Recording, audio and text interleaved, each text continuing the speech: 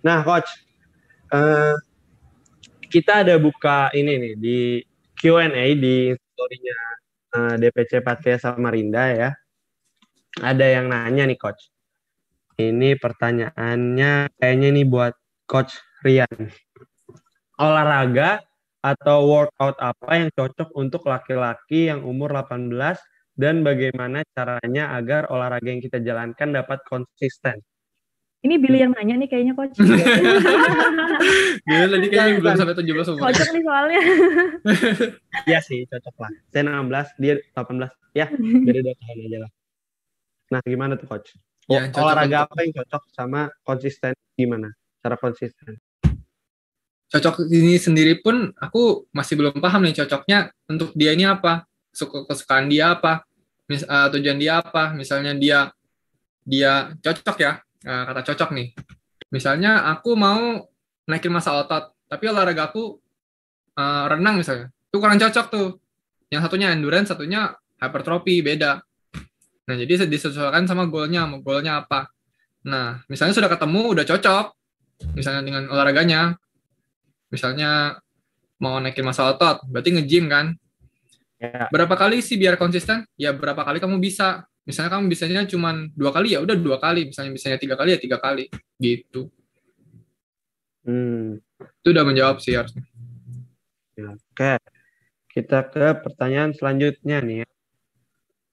Kayaknya ini buat Coach Irtia. Ada yang nanya, Coach. Aman nggak kalau kita diet keto? Oh, ini yang Diet keto, saya nggak tahu. Yang hits dari dulu sampai sekarang nih. Nggak kelar-kelar nih diet ini dibahasnya. Tapi merinding dengarnya. Merinding. Memang banyak pro kontranya juga gitu. Tapi kalau misalnya, saya juga nggak terlalu paham sekali diet keto itu seperti apa, karena memang saya nggak menjalani gitu. Tapi ini kan termasuk salah satu diet populer. Saya pernah baca-baca sebenarnya keto tuh awalnya dibuat itu untuk orang yang punya penyakit apa ya nama lain dari penyakit ayan itu.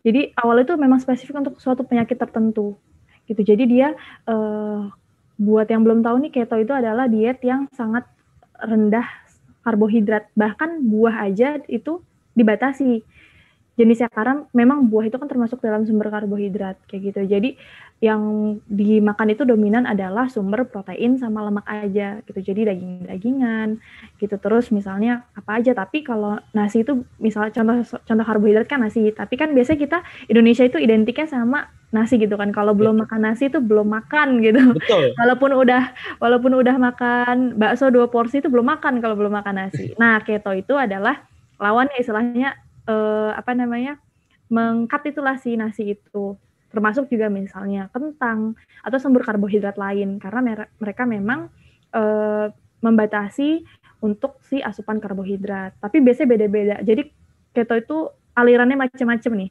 Ada yang ekstrim banget, ada yang masih boleh tapi dikit, misalnya berapa persen gitu. Terus ada juga yang nggak terlalu restriktif tapi masih dalam batas yang sangat dikurangi kayak gitu. Sebenarnya kalau misalnya tidak ada kebutuhan spesifik untuk misalnya untuk penyakit tertentu gitu, kayak yang tadi misalnya kan keto itu sebenarnya dibuat untuk penyakit ayan itu kan gitu. Tapi kalau misalnya kita nggak punya kebutuhan ke sana atau kita nggak punya kebutuhan untuk mengurangi karbo, ya buat apa gitu. Kalau tujuannya cuma buat kurus, sebenarnya prinsip dari defisit kalori pun sebenarnya sudah bisa dijalankan kayak gitu. Jadi nggak harus ikutin diet itu atau diet lain yang populer, misalnya nggak boleh makan ini kayak gitu. Kalau makan ini nanti nggak bisa kurus gitu. Padahal kan balik lagi ke prinsip yang awal tadi yang sempat kita bahas kayak gitu. Jadi kalau misalnya cuma tujuannya buat kurus, sebenarnya banyak alternatif lain, nggak harus itu kayak gitu. Karena memang di antara kan, jadi kalau misalnya zat gizi makro itu kan dibagi jadi 3 ya, karbo, protein, sama lemak. Karbo itu yang makanan pokok nih, kayak misalnya nasi, kentang, roti kayak gitu. Terus protein itu kayak misalnya protein hewani, ada ayam, ada ikan, terus ada tempe, tahu. Lemak itu kayak misalnya minyak, atau misalnya bisa juga dapat dari lemak yang ada di ikan, lemak yang ada di alpukat kayak gitu. Nah, 3-3-nya itu kita punya punya fungsinya masing-masing kayak gitu. Jadi kalau misalnya di-cut aja salah satu, itu otomatis manfaatnya itu nggak bisa kita dapetin kan, kayak gitu. Apalagi kalau misalnya dia membatasi karbo tapi dia latihan. Soalnya kan kalau misalnya pada saat latihan itu energi utama yang digunakan adalah karbo. Karena nggak cuma latihan sih sebenarnya, energi utama untuk kita beraktivitas itu utamanya adalah dari karbohidrat. Kayak gitu. Jadi sebenarnya kita butuh tuh karbohidrat. Bukan, kan ada juga tuh yang bilang ya Bill, kalau misalnya jangan makan nasi nanti gendut kayak gitu kan. Gitu. Banyak kan yang istilah, aku lagi diet nih, aku nggak makan nasi jadi cuma ngambil lauknya doang gitu. Padahal nggak bisa, balik lagi ke yang tadi kita bahas. Sebenarnya tuh diet itu aja sih. Menariknya tuh diet itu sebenarnya itu aja gitu. Membatasi suatu jenis makanan tertentu, padahal kalau misalnya kita lihat lagi dari helikopter yang lebih tinggi, itu nggak sesederhana itu. Tuh. Nggak cuma berarti nggak kayak nggak makan nasi langsung kurus, nggak juga berarti ya? Bener, kalau nggak makan nasi tapi pesan martabak 2 loyang gitu malam-malam, itu kan sama aja bohong ya gitu. Jadi nggak bisa nasi ya. Iya, yang penting kan nggak nasi gitu, nggak bisa kayak gitu. Oke. Aku tambahin tuh dari diet sendiri, apapun diet yang akan disebutkan setelah ini itu ada plus minusnya sendiri. Jadi tinggal cocokin ke orangnya aja. Iya benar. Tuh guys, buat sobat klik harus cocok. Kalau nggak cocok ya udah. Kalau nggak cocok nggak bisa. Buat apa cocok? Iya, biar bisa konsisten. Udah oke. Aduh, saya jomblo lagi, coach. Berarti harus cari yang cocok ya, Bill. Dietnya sama olahraga. Oh iya, diet itu ini ya. Aku mau tambahin dikit kalau boleh. Jadi diet itu kan identiknya sama nurunin berat badan ya. Kalau misalnya suka kita dengar, aku lagi diet berarti aku lagi nurunin berat badan. Nah, padahal sebenarnya diet itu artinya sebenarnya itu adalah pola makan.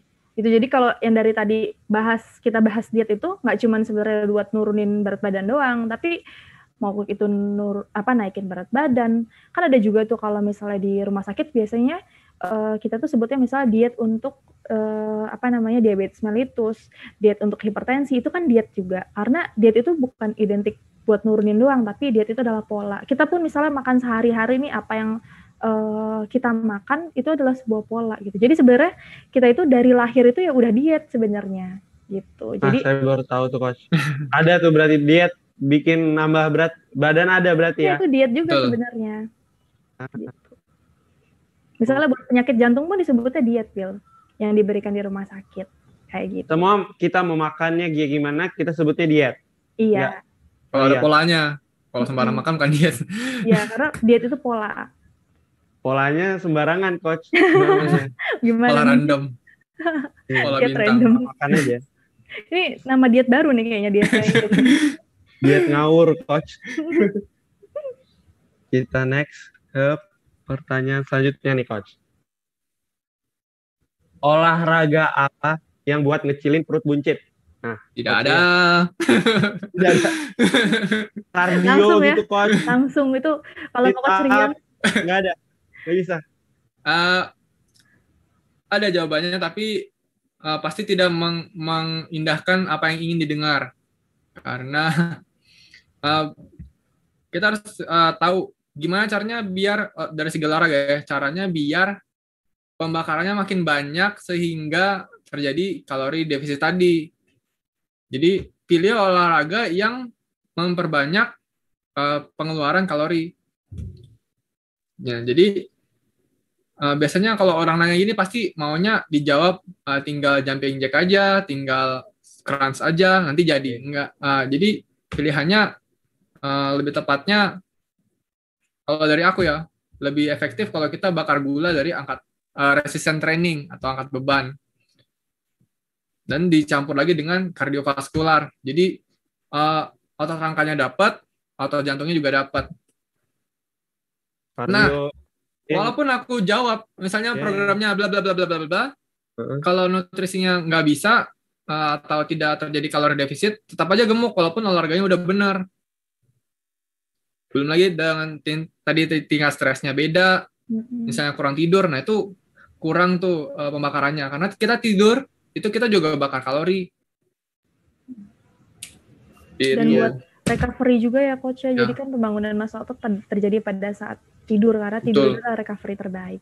Tadi tuh jawabannya langsung sama Coach Rian tidak ada, langsung bold, underline, italic, semua langsung tidak ada. Kalau boleh Spot nambahin reduction dikit, namanya. iya, Spot reduction. Kalau cari di Google. Kalau boleh nambahin dikit, karena memang kita nggak bisa mau milih mana ya Coach ya, yang mau mau dikurangin lah, apa mau kurangin lemak di perut gitu. Karena misalnya nih aku mau ngurangin lemak tapi spesifiknya di jempol kaki aja gitu kan, nggak mungkin gitu kan. Kita aja ketika nambahin berat badan itu kan nggak bisa nih misalnya lemaknya mau di pipi aja deh biar cabi-cabi gitu kan, atau misalnya maunya di ya kalau cewek-cewek kan sukanya di bagian jangan di paha deh, jangan di paha, di lain aja gitu kan, nggak suka misalnya pahanya atau perutnya buncit gitu, nggak bisa karena ya itu kita nggak ada namanya spot reduction, jadi mengurangi di titik tertentu kayak gitu. Kita kan nggak bisa minta spesifik di mana gitu kan. Jadi memang balik lagi harus olahraga yang bener dulu kalau mau ngurangin gitu. Saya tadi mikirin coach bilang di jempol kaki gimana. Jadi jempol kakinya kurus tapi tangannya bengkak gitu. Mustahil karena mustahil. Sama kayak ngurangin di perut mustahil juga gitu. Perutnya six pack tapi pahanya gelombor, tangannya gelombor nggak mungkin. Mustahil tuh guys. Seperti menggapai dia Azek. Bercanda. Oke, kita next lagi. Ada yang nanya coach, ngurangin jam makan itu bener nggak coach? Oh berarti ini mungkin diet dengan ngurangin jam makan gitu kali ya? Oh iya. Ada juga jenis diet itu yang sebenarnya banyak sih, diet populer itu ganti-ganti Billy. Jadi tahun ini apa populernya, tahun depan, tahun kemarin 500 kalori itu lagi hit. Iya. Terus tahun sebelumnya itu diet enak bahagia menyenangkan gitu. Terus sebelum-sebelumnya banyak gitu. Nah, salah satunya ini adalah diet intermittent fasting atau mengurangi jam makan. Gitu. Jadi prinsipnya itu adalah membatasi jam makan. Gitu. Jadi misalnya makannya boleh dari jam segini sampai jam segini aja. Tapi memang sama kayak keto tadi alirannya ada banyak ya Coach Rian ya. Beda-beda. Misalnya yang satu dari jam berapa jam gitu pembatasannya gitu. Tapi balik lagi sebenarnya kalau misalnya mau tujuannya misalnya mau nurunin gitu. Kalau misalnya makannya terbatas nih 4 jam gitu. Tapi pada saat 4 jam itu misalnya makannya langsung banyak gitu. Jadi karena udah biasanya kan orang kalau cenderung dilarang tuh nanti pada saat pas sudah makannya tuh mampang mumpung gitu istilahnya, langsung makan sebanyak-banyaknya. Sama aja kayak kemarin pada saat bulan kemarin itu puasa gitu kan, nggak semuanya pada saat puasa itu langsung bisa kurus gitu. Ada juga yang ketika buka puasa itu bukanya itu langsung banyak gitu. Yes. Itu malah pada saat bulan puasa tuh ada juga loh yang berat badannya nambah gitu, karena ketika jam buka puasa itu mereka makannya itu sebanyak-banyaknya kayak gitu. Kalau dari aku sih mungkin disesuaikan sih sama diri kamu sendiri. Apakah kamu cocok dengan pola makan yang seperti itu? Pola makan yang dibatasi jamnya. Kalau misalnya karena dibatasi kamu jadi jatuhnya binge ketika jam makan kamu, jatuhnya jadi kamu tuh pengen makan ini, pengen makan itu gitu, nggak bisa tahan gitu kan. Ada juga yang ketika ngerasa lapar banget, semuanya pengen dimakan kan. Pas jam udah makan, pada saat jam udah jendela makannya kayak gitu. Kalau misalnya kamu nggak cocok sama pola itu, kamu malah jadi binge eating, itu sebaiknya jangan kayak gitu. Guys, balik lagi guys. Cocok-cocokan guys. Udah aku bilang. Nah, terus kalau jendela makan itu pilihan makannya tuh kadang orang bisa salah kan, seperti yang tadi puasa bukanya pakai risoles, minyak, tepung, salah tuh makanya. Nggak boleh, nggak boleh itu coach. Pilihan makannya aja kurang tepat. Apa yang dimakan ya coach ya? Iya.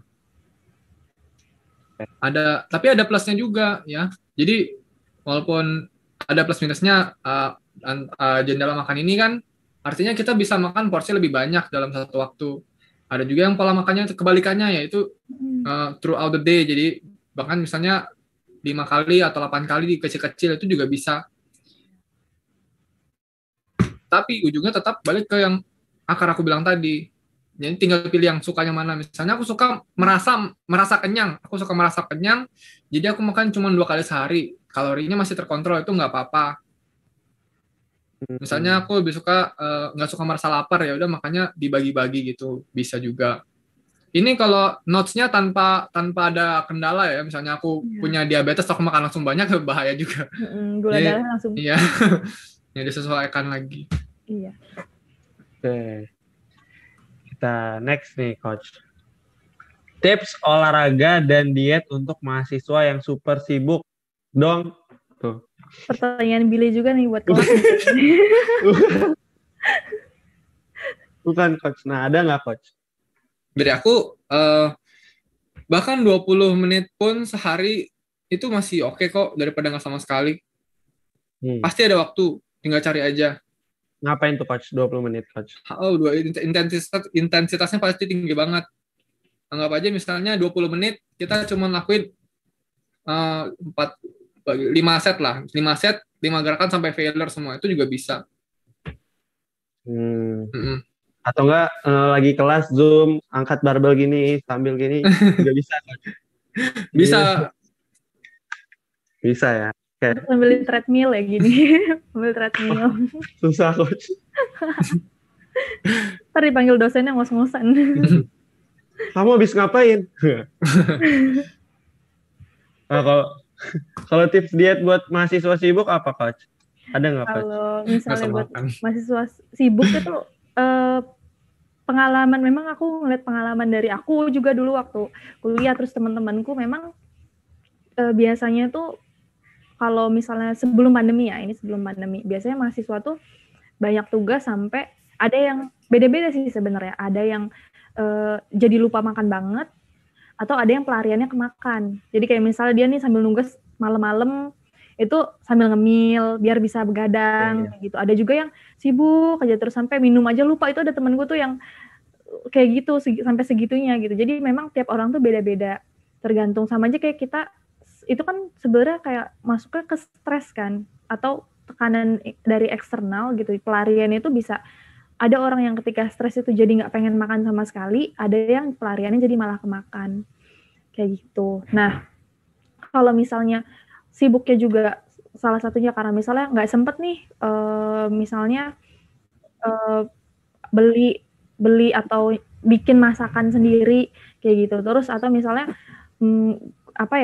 nggak punya waktu juga kayak gitu. Misalnya biasanya cenderung sih itu sih karena kesibukan kan, kalau misalnya mahasiswa gitu, karena terlalu sibuk nugas gitu, terus sampai harus begadang, makannya jadi keteteran kayak gitu. Nah, kalau misalnya saran dari aku itu ingatnya kalau makan itu adalah bagian dari kita untuk menjalani pola hidup sehat gitu. Jadi kan pola hidup sehat itu termasuk dari olahraga, itu penting. Makan pun nggak kalah penting. Terus dari istirahat dan manajemen stres. 4 ini sama-sama penting tapi nggak bisa saling ngegantiin satu sama lain. Kayak gitu. Jadi buat dapetin 4-4-nya kayak gitu. Jadi jangan bangga kalau misalnya aku ngerjain tugas tuh sampai malam-malaman sampai tipes deh, kan ada suka bikin nugas sampai tipes gitu kan. Ada yang bangga, Coach, nugas sampai tipes. Ketika tipes tuh rasanya tuh kayak udah berarti udah berjuang banget gitu kan, nggak cuma nugas aja di kuliah tapi kerja juga kan biasanya kayak gitu. Nah itu sebenarnya jangan gitu, karena kamu ngorbanin kesehatan kamu sendiri kayak gitu. Padahal lebih penting kesehatan kamu, karena ketika kamu sakit nanti kan nggak bisa jadi produktif gitu. Makanya ingat, makan itu bukan cuma buat keinginan doang gitu, keinginan untuk melampiaskan atau keinginan karena lagi pengen makan, enggak, tapi buat kebutuhan juga. Aku mau tambahin lagi. Belum selesai dulu, Coach. Silakan itu tambahin dulu aja sama Coach Rian, mumpung masih itunya, jadi nanti saling nambahin. Jadi kalau dari pertanyaan tadi, menurut aku dari mata dia ini bukan prioritas dia gitu. Jadi seperti olahraga ini menghambat dia tuh.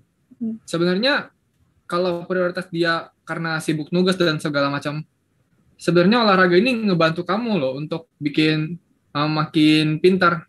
Ada tuh researchnya, dokter siapa gitu, Suzuki siapa.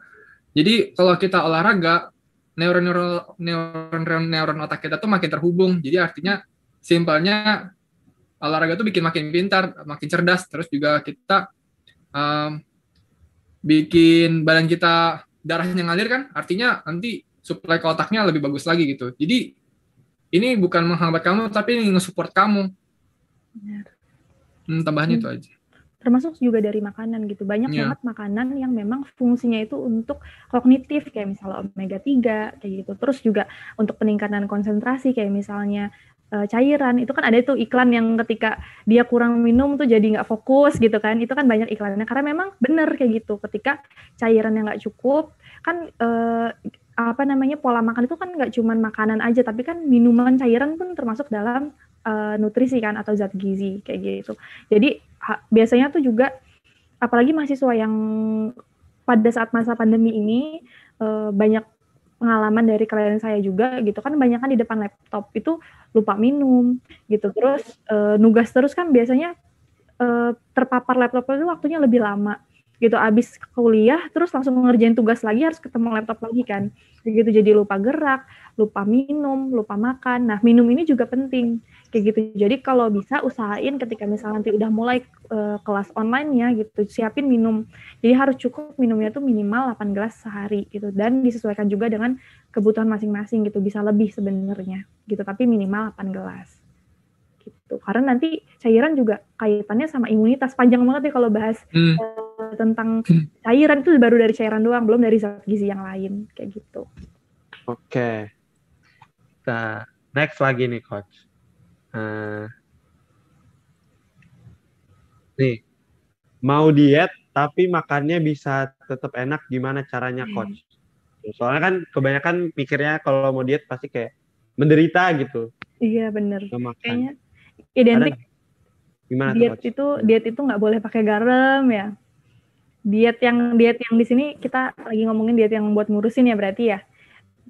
Nggak boleh pakai garam, terus atau misalnya makan sehat itu berarti nggak boleh pakai goreng-goreng gitu, harus rebus-rebus semua kayak gitu kan identiknya. Gitu, padahal enggak kayak gitu, karena diet itu yang berhasil itu adalah ketika kalian bisa konsisten dalam menjalaninya.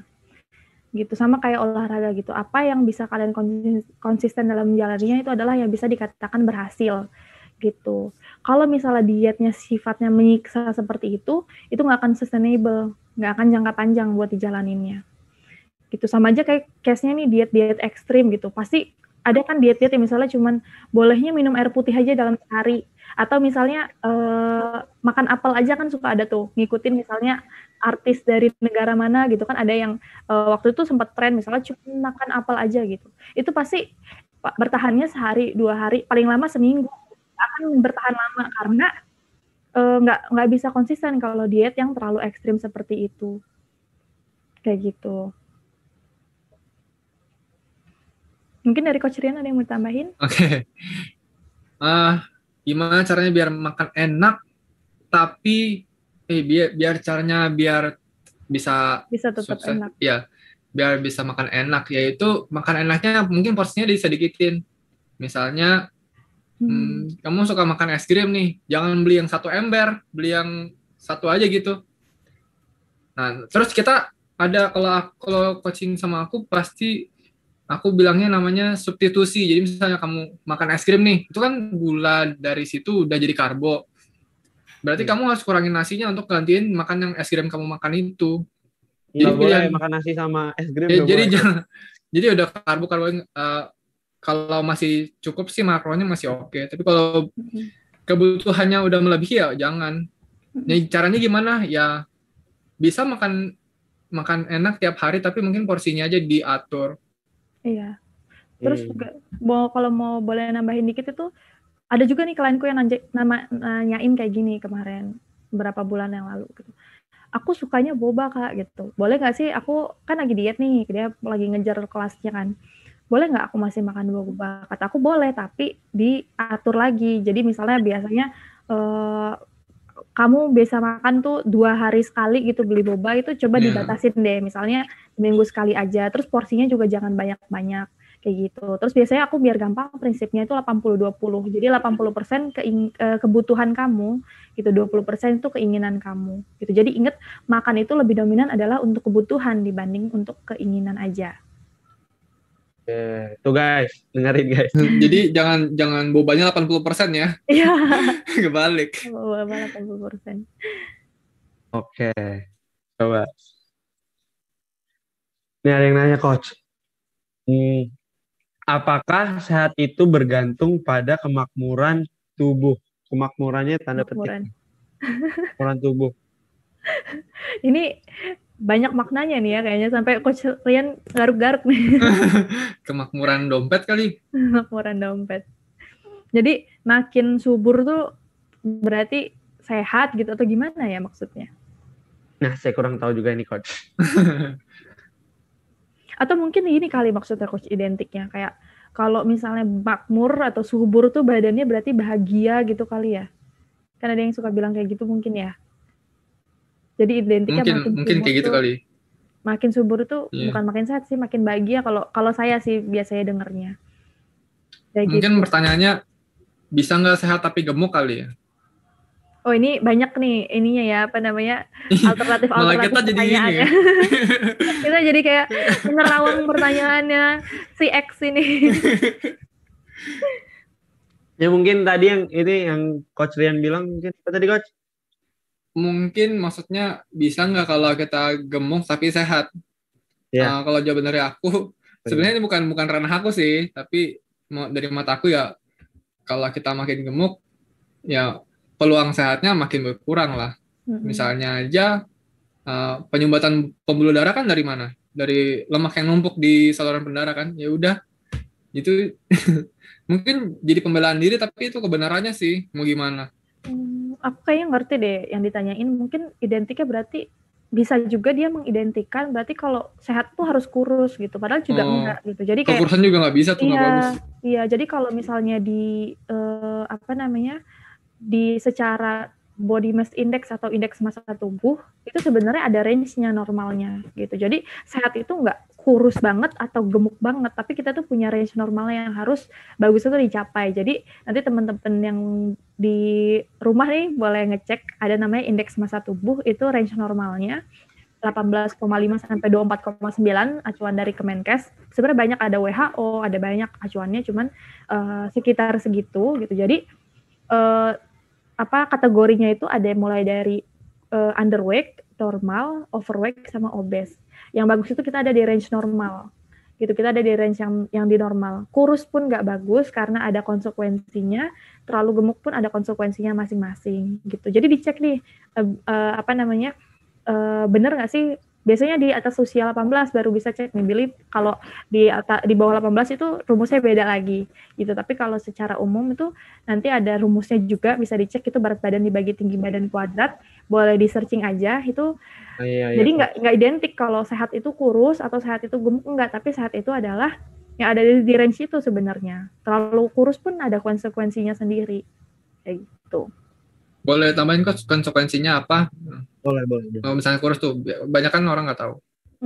Jadi kan identiknya kita taunya kalau misalnya gemuk aja kan banyak konsekuensinya, misalnya jadi penyakit tidak menular kayak gitu. Terus misalnya contohnya tuh kayak misalnya diabetes atau penyakit jantung kayak gitu. Tapi ketika terlalu kurus pun contohnya misalnya berkaitan sama hormon gitu. Karena kan kurus identik si body fatnya juga rendah. Nah itu nanti misalnya hormon kayak misalnya nih paling gampangnya wanita itu biasanya nanti siklus menstruasinya suka telat gitu kalau dia terlalu lean atau terlalu kurus banget badannya gitu. Terus nanti kaitannya juga sama karena ini kaitannya sama si lemak, karena lemak itu kan regulasi hormon kan gitu. Biasanya orang-orang yang cenderung kurus itu body fat itu sangat rendah, nggak di range normal gitu. Jadi nggak cuma berat badan aja yang ada range-nya. Aku Billy takut gitu, Billy kayak harus cek aja gitu, bukan berarti kita nggak judge kamu kok. Iya, jadi buat edukasi yang di luar aja gitu. Jadi kalau misalnya udah ada tanda-tandanya kayak misalnya untuk siklus menstruasi yang nggak teratur gitu, terus bawaannya pengen marah-marah terus gitu, terus lemes terus kayak gitu, terus misalnya jadi gampang sakit, itu juga salah satu rambu-rambu lah gitu kalau misalnya terlalu kurus berat badannya kayak gitu. Mungkin dari Coach Rian ada yang mau ditambahin? Ya, jadi betul aku pengen Coach Rian bilang tadi kalau kurus itu juga ada masalahnya. Jadi dari mata aku yang body contest itu kalau cowok ataupun cewek kurus udah pasti tulangnya lebih rawan untuk patah ya, misalnya terjadi kecelakaan itu ya. Iya bener kan? Terus Iya. yang cewek juga memang mensnya bisa telat. Telatnya bukan cuma 1 bulan, bisa sampai 1 tahun juga bisa. Nah, Wah, iya, takut kaget ya? telat. Iya bisa. Jadi sama Kalau sekali nggak mens. Terus soal kurus lagi identik sama berarti kalau yang badan six pack itu sehat ya? Enggak juga. Yang di panggung-panggung itu ada yang ngerokok tapi badan six pack itu ada juga. Terus apa lagi ya tadi? Kalau yang kita di panggung itu nggak selamanya kita badannya sekurus itu. Itu cuman waktu kompetisi doang. Setelahnya kita balik ke normal lagi. Jadi itu diet yang ekstrim biasanya. Malah lebih cenderung ke nggak sehat sih kalau kita yang body contest itu, walaupun itu dunia aku ya dulunya ya. Jadi Jadi nggak bisa, tidak seindah yang dilihat mata gitu. jadi nggak bisa jangka panjang kalau yang Iya, betul. terlihat di kontes itu ya coach. Mungkin Iya, betul. masih ada otot-ototnya pada saat di luar kontes, tapi nggak se-lean yang ada di waktu di kontes itu. Iya. Karena kalau di kontes itu nanti body fat itu bisa di bawah 10% ya. Betul. Rata-rata kita itu di bawah 7%, pasti 6% atau 4%. Pokoknya rendah banget sampai itu malah sebenarnya kondisi kita paling lemah, kondisi paling nggak bagus lah. Udah berantakan, makan yang berantakan, moodnya berantakan, tapi badan bagus. Nah itu tuh balik ke tujuan masing-masing. Ini kan ada tujuannya, jangan kita nggak kontes tapi makannya nggak ada. Iya, jadi kalau buat yang di luar sana yang memang bukan tujuannya buat kompetisi, tujuannya cuma biar bisa aktivitas sehari-hari, nggak perlu sampai six-pack gitu ya coach ya. Betul banget. Sampai kayak yang binaraga cukup ya udah yang penting bugar gitu, yang penting aktivitas sehari-hari itu nggak cepet capek kayak gitu, nggak perlu sampai six-pack gitu karena kalau misalnya beda tujuannya juga sebenarnya, mereka goalnya kan buat kompetisi, kita kan goalnya ya buat biar bisa bugar sebenarnya. Betul. ini kayaknya sudah segitu aja coach Q&A-nya. Tapi masih ada beberapa pertanyaan nih coach. Boleh banget. Olahraga kardio itu diharuskan nggak sih dalam proses diet? Apa itu kardio, coach? Kardiovaskular itu melatih otot jantung. Kalau diharuskan, kalau dalam proses diet, maksudnya tujuannya mau kurangin lemak, bisa nggak kardio? Itu pertanyaannya sebenarnya bisa. Pakai angkat beban aja, ngurangin gula di badan, nanti kan gula badan ngebakar, akhirnya kalori defisit, ya bisa. Jadi nggak masih, tapi kalau bagus, ya bagus. Jadi kalau bisa ada. Tapi apa mesti kardio untuk kurus? Enggak juga. Tapi kalau bagus ada untuk latih kardionya. Kenapa ya? Otot jantung ini kan buat kita hidup ya. Masa nggak kita latih? Ibarat kayak komputer itu punya power supply yang jelek ya nanti komponennya hancur. Iya. Jadi nggak harus, tapi kalau bisa lebih baik ya gitu ya coach. Ya. Oke, terus itu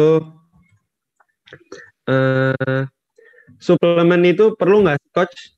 Sama obat diet, suplemen itu tuh beneran berfungsi atau enggak? Soalnya kan saya lihat kadang ada hoax gitu ya, kayak tentang suplemen gitu. Ya, boleh mungkin dari saya dulu ya. Ya. Jadi kalau misalnya mungkin nanti dari Coach Rian juga bisa nambahin, kalau misalnya suplemen itu kan sebenarnya dari katanya aja suplemen gitu kan, tambahan sebenarnya. Gitu. Jadi sebenarnya suplemen itu butuh atau enggak dilihat tergantung lagi dari makanannya sama kebutuhannya. Jadi kebutuhannya berapa, terus apa yang dia makan. Biasanya kalau misalnya masih kurang, itu baru ditambahin suplemen di situ untuk memenuhi kebutuhan. Gitu kan, karena apalagi kalau aktivitasnya dia latihannya itu intens sekali, misalnya kayak yang tadi atlet-atlet gitu, atau misalnya fitness enthusiast, berarti kan kebutuhannya besar. Belum tentu dari makanan itu bisa tercukupi. Kayak gitu. Biasanya mereka akan menambahkan suplemen untuk supaya sih kebutuhan terutama biasanya protein itu bisa tercukupi gitu. Tapi suplemen itu banyak macamnya sebenarnya, nggak cuma protein doang.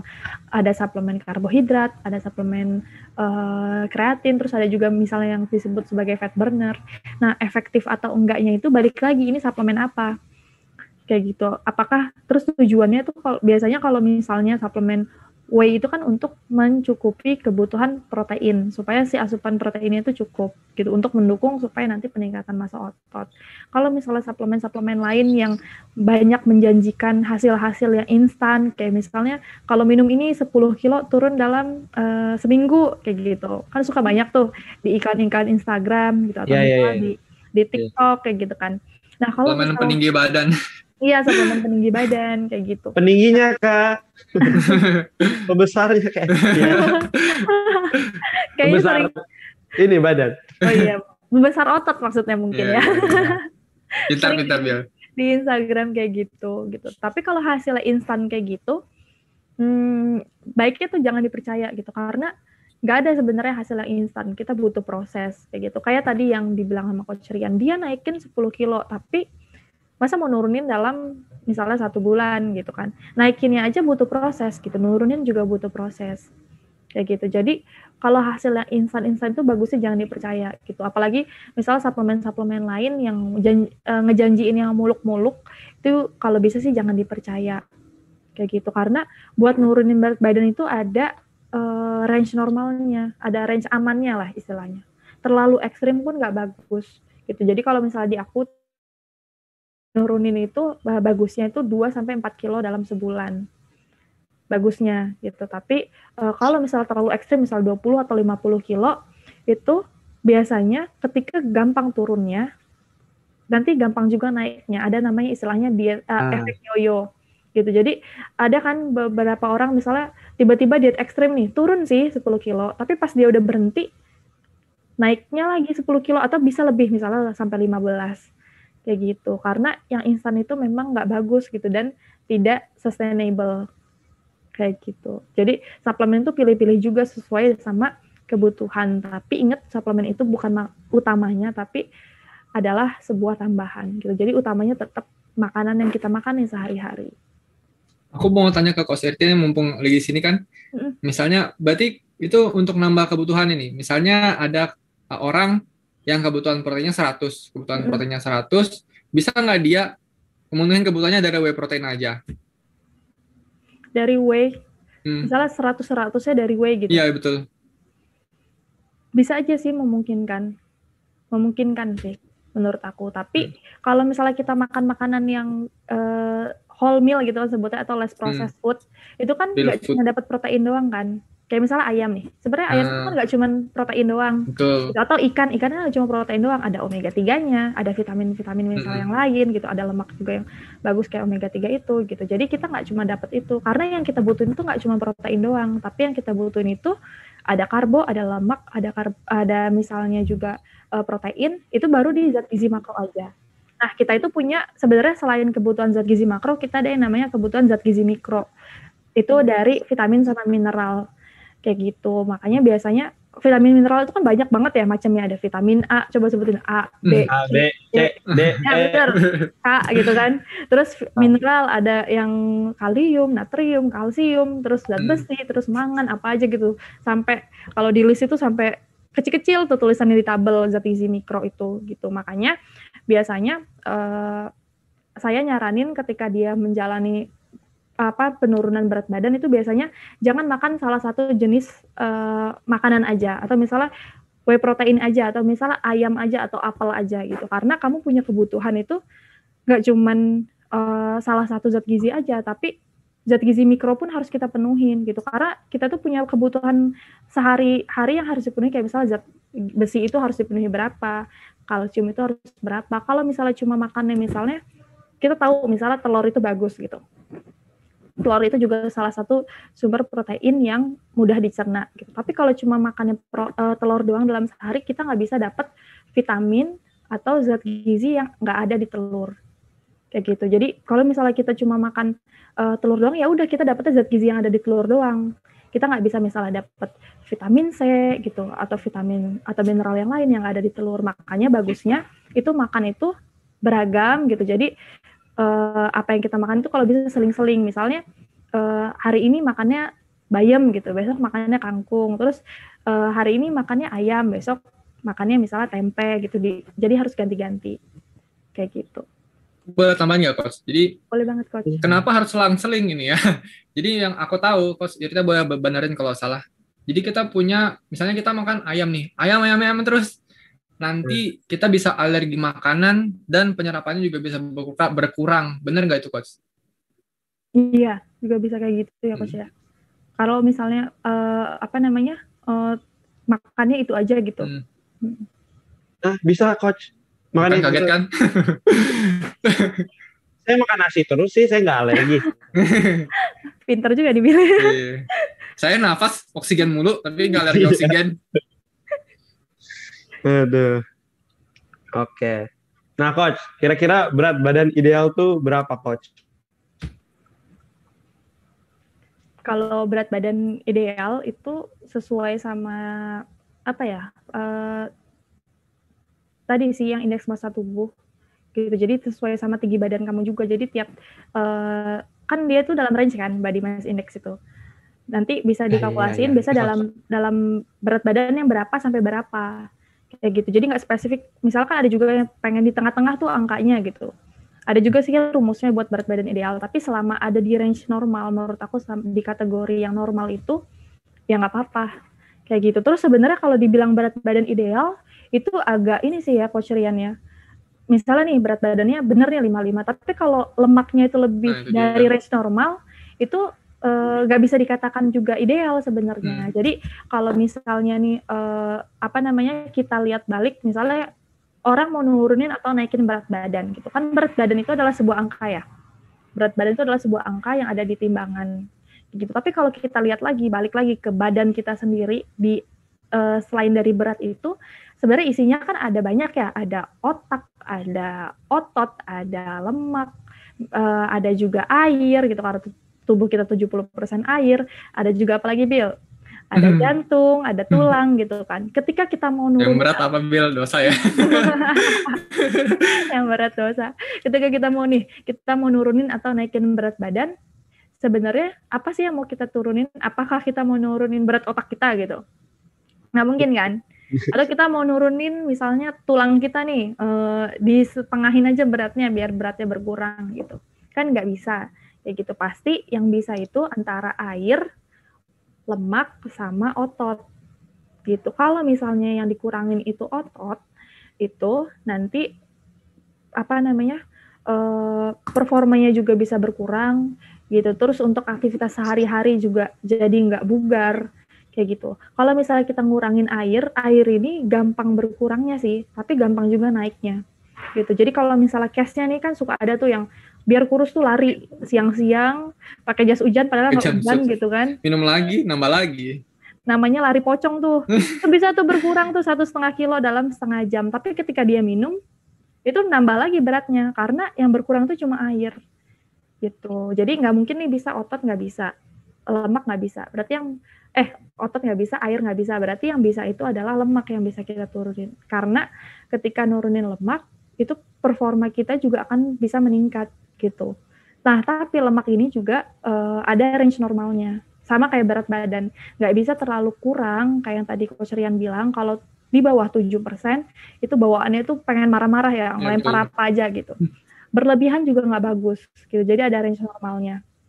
Kayak gitu. Nah, ketika ditanya berat badan ideal sebenarnya lebih bagusnya lagi adalah ketika si body fat-nya ada di range normal sih.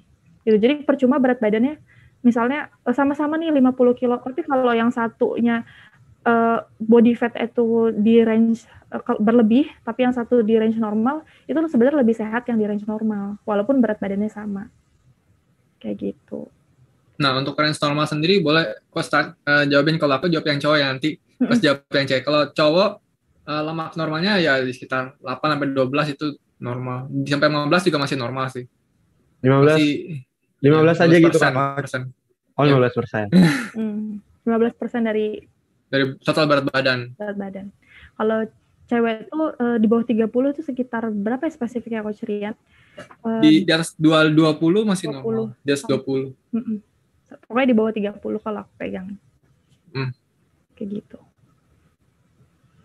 Jadi nanti buat teman-teman di rumah nih, jangan cuma patokan sama timbangan aja. Jadi kalau bisa ada kesempatan, biasanya di gym itu banyak, itu bisa ngecek tuh persen fatnya masuk dalam range normal atau enggak gitu. Jadi daripada berfokus sama angka di timbangan berat badan aja, tapi fokus juga di body fat juga gitu. Supaya tahu nih yang berkurang tuh sebenarnya berat tulangnya, nggak mungkin juga sih sebenarnya. Berat airnya, berat ototnya, atau berat lemaknya tadi yang berkurang, lemak tubuhnya gitu. Karena rumus BMI itu enggak untuk semua orang. Misalnya orangnya ototnya banyak, itu udah termasuk overweight. Termasuk aku pun masuknya ke overweight. Udah di atas 25 BMI-nya. Gitu. Tapi kalau secara range, body fat itu normal ya Coach Rian? Ya, betul. Gitu. Jadi kayak misalnya nih, case-nya tadi, mungkin Coach Rian juga sering lihat nih ya, Binaraga kalau misalnya lihat, pasti kita hitungin nih, BMI-nya pasti masuknya overweight semua. Ya, overweight semua. Gitu, karena case di di tempatku juga yang Binaraga kalau mau dibilang secara BMI atau secara indeks massa tubuhnya masuknya ke overweight semua, karena badan mereka kan gede-gede tuh gede, tapi gedenya kan karena ototnya gitu. Jadi lebih baik fokusnya ke persen fat aja. Oke, Coach. Halo Coach Irtia, Coach Rian. Kita sudah kayaknya cukup kita nih ngobrol-ngobrolnya. Jangan sampai tumpah ilmunya. Udah lumayan lama nih ya Coach ya. Ya, semoga Sobat Klik udah mulai terbuka nih pikirannya untuk bisa mulai hidup sehat gitu dengan dengar tadi obrolan Coach Irtia dan Coach Rian gitu kan. Nah, gitu, thank you Coach Irtia sama. Tunggu, aku mau tambahin nih. Oh boleh Coach. Silakan. Jadi dari tadi berapa jam kita nggak ada ngomongin exercise apa yang bagus, kita nggak ada ngomongin makan apa yang bagus, ya kan? Kenapa kita nggak ada ngomongin itu? Karena kita balik ke dasarnya. Dasarnya harus tahu dulu sebelum ke pucuk-pucuknya, gitu. Jadi saya dengar semoga bisa dapat inilah ya ilham. Oke, thank you Coach Irtia, thank you Coach Rian. Makasih semua hadir di Klik Podcast ini. Semoga ilmunya bisa bermanfaat ya buat Sobat Klik semua. Oke, sampai jumpa di Klik Podcast selanjutnya. Bye-bye. Bye-bye, terima kasih semua. Dadah Sobat Klik. Bye, thank you Coach. Oke.